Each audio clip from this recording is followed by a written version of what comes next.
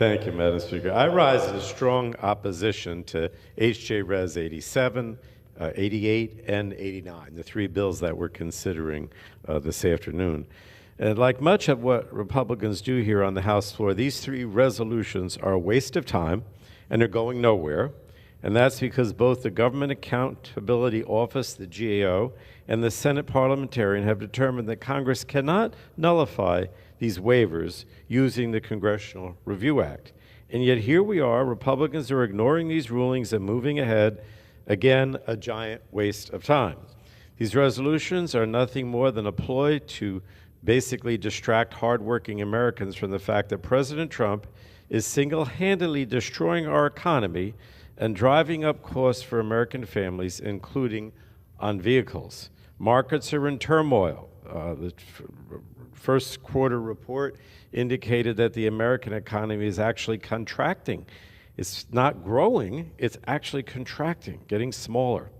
American retirement savings are in free fall. Prices for everyday goods continue to rise, all as a result of President Trump's trade war with the entire world. He's at war with the entire world. Trump's tariffs are also expected to drive up the cost of vehicles in the United States by up to $15,000. And Republicans silently sit back and let it happen, bringing up resolutions on the floor that are going nowhere. Now, these illegal CRA resolutions threaten the Clean Air Act waivers of federal preemption that allowed stronger pollution standards for cars and trucks for the state of California. My colleague from Virginia gives the impression that states have to follow California's lead. I don't know that he means that, but he gives that impression. But that is not true. No one is telling any state that they have to follow California. My state of New Jersey decided to, but that's up to the governor and the legislature. In fact, they could withdraw the California standards at any time. New Jersey could if they wanted to. So no one is forcing any state to follow California's lead. My colleague from Virginia, I love him, but he's talking about big government. Well, it used to be that the Republicans believed in states' rights, meaning that the states, little or large, would have their own rights and be able to do their own thing. But he's the one that's talking about big government now because he's suggesting that the federal government is going to preempt everything that California and some other states have done.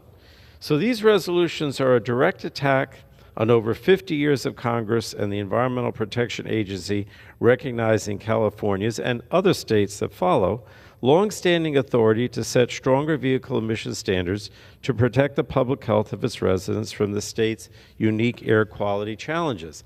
Now, why do we let states like California and New Jersey decide this on their own? Because there are different problems in those states with regard to air quality. Right now, over 90% of California residents live in an area plagued by poor air quality.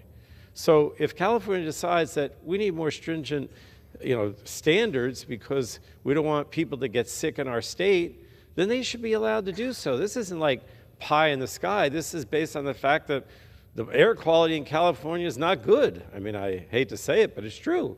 And that's why they need more stricter standards, and they decide to do that. California started regulating tailpipe emissions actually in 1966, before the Federal Clean Air Act was even enacted. In drafting the Clean Air Act decades ago, Congress recognized California's air quality challenges that demonstrated compelling and extraordinary circumstances justifying more protective standards. And this waiver mechanism also allows other states with challenging air pollution conditions to voluntarily adopt California standards if they feel that it's appropriate.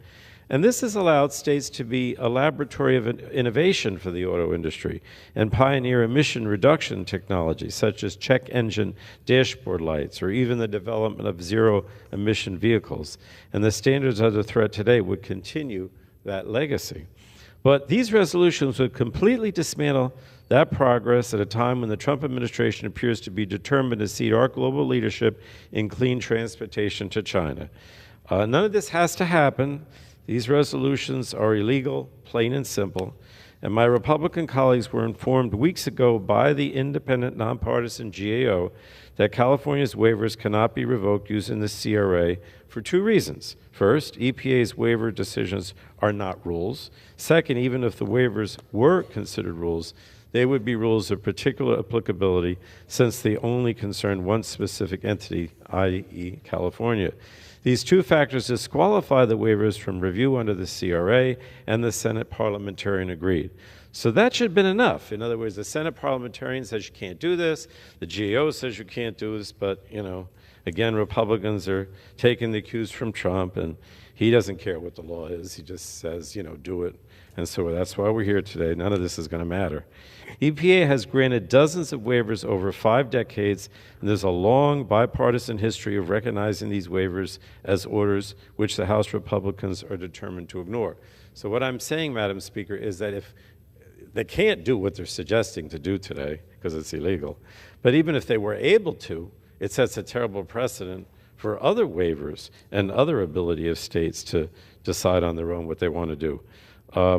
If the theory behind these resolutions were to be successful, in other words, using the CRA to nullify orders, House Republicans would set a dangerous precedent that expands the applicability of the CRA, and that would mean countless numbers of executive actions made across the federal government would be at the mercy of the political winds of a vocal few in Congress. States seeking approvals for energy infrastructure projects would be under threat. Leasing decisions for major oil and gas fields could be targeted. States that submit waivers for the Medicaid programs could be up for congressional review under this newly expanded applicability. And this opens up a Pandora's box for Republicans to invalidate other state programs that they deem unfit for their extremist agenda. So they're trying to impose a very extremist federal national standard and basically preempt the states. That's not what Republicans historically do, but this is the age of President Trump. So I think this should ring an alarm bell for everyone in this chamber today. It's waivers for California clean vehicle standards. Tomorrow it could be a program or project in another state out of favor with Trump or the Republicans. To be clear, the transportation sector is the largest contributor to greenhouse gas emissions in the United States, making up nearly 1/3 of overall pollution. Passing these resolutions would allow more nitrogen oxides, fine particles, and climate-disrupting emissions to poison our air. While it's disappointing that my Republican colleagues are attempting to tear down health protective standards, it's not surprising. Just look at their plans to strip health care from millions of Americans with hundreds of billions of dollars in devastating Medicaid cuts, which I expect next week in our committee. Instead of attacking clean vehicle programs, opposing investments in Americans' electric vehicle manufacturing, and pushing regressive anti-electrification policies, Congress should focus on supporting market innovation, preserving U.S. competitiveness, and providing regulatory certainty for the clean vehicle industry. Otherwise, my colleagues on the other side talk about China, competition from China. Well, everything that President Trump is doing with it is pretty much giving China even more of a runway to be competitive and to win. And in this case, win in the transition to a clean energy economy, especially across the electric vehicle supply chain. So I strongly oppose all of these misguided resolutions. And Madam Speaker, I